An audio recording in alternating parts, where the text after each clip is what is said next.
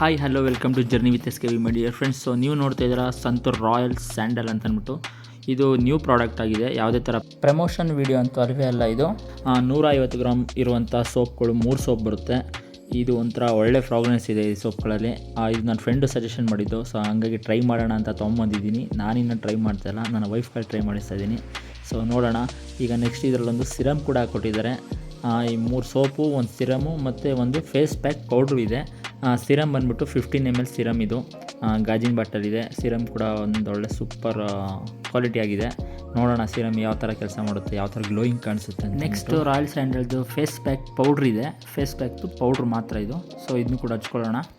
First ಮುಖಕ್ಕೆ ಸೋಪನ್ನು ಹಚ್ಕೊಂಡು ಮುಖನ ನೀಟಾಗಿ ಕ್ಲೀನ್ ಮಾಡ್ಕೊಳ್ಳೋಣ.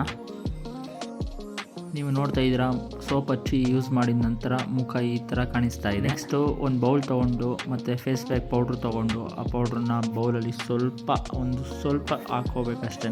ನೆಕ್ಸ್ಟು ರೋಸ್ ವಾಟ್ರು ಅಥವಾ ನಾರ್ಮಲ್ ನೀರನ್ನ ಆ ಪೌಡ್ರಿಗೆ ಎಷ್ಟು ಬೇಕೋ ಅಷ್ಟು ಮಿಕ್ಸ್ ಮಾಡ್ಕೋಬೇಕು. ಮಿಕ್ಸ್ ಮಾಡಿಕೊಂಡು ನೀಟಾಗಿ ಫೇಸ್ಗೆ ಅದನ್ನು ಅಪ್ಲೈ ಮಾಡ್ಕೊಳ್ತಾ ಬರಬೇಕು. ಕಣ್ಣತ್ರ ಎಲ್ಲ ನೋಡ್ಕೊಂಡು ಅಪ್ಲೈ ಮಾಡ್ಕೋಬೇಕಾಗುತ್ತೆ ಕ್ರೀಮ್ನ. ಯಾಕಂತಂದರೆ ಕಣ್ಣೊಳಗಡೆ ಹೋದರೆ ಉರಿಯೋ ಚಾನ್ಸಸ್ ಇರುತ್ತೆ.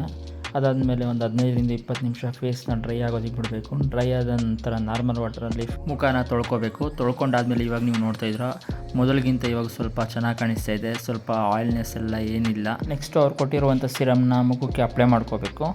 ಒಂದು 5-6 ಡ್ರಾಪ್ನ ಮುಖಕ್ಕೆ ನೀಟಾಗಿ ಆ ಡ್ರಾಪಲ್ಲಿ ಹಾಕ್ಕೊಂಡು ತದನಂತರ ನೀಟಾಗಿ ಕೈಯಲ್ಲಿ ಅದನ್ನ ಮಾಲಿಷ್ ಮಾಡ್ಕೋಬೇಕು. ಮಸಾಜ್ ರೀತಿಯಲ್ಲಿ ಮಾಡ್ಕೋಬೇಕು ಮುಖಕ್ಕೆ. ಸೊ ಮುಖಕ್ಕೆ ಆ ಥರ ಎಲ್ಲ ಮಸಾಜೆಲ್ಲ ಮಾಡ್ಕೊಂಡಾದಮೇಲೆ ಒಂದು 5-10 ನಿಮಿಷ ಬಿಟ್ಟ ಮೇಲೆ ನೋಡಿ ತುಂಬ ಗ್ಲೋಯಿಂಗ್ ಎಲ್ಲ ಕಾಣಿಸುತ್ತೆ.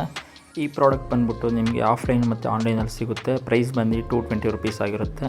ಈ ವಿಡಿಯೋ ಇಷ್ಟ ಆಗಿದ್ದರೆ ಲೈಕು, ಕಮೆಂಟು, ಶೇರ್ ಮಾಡಿ. ಹಾಗೆ ನನ್ನ ಚಾನಲ್ನ ಸಬ್ಸ್ಕ್ರೈಬ್ ಮಾಡ್ಕೊಳ್ಳಿ. Thank you.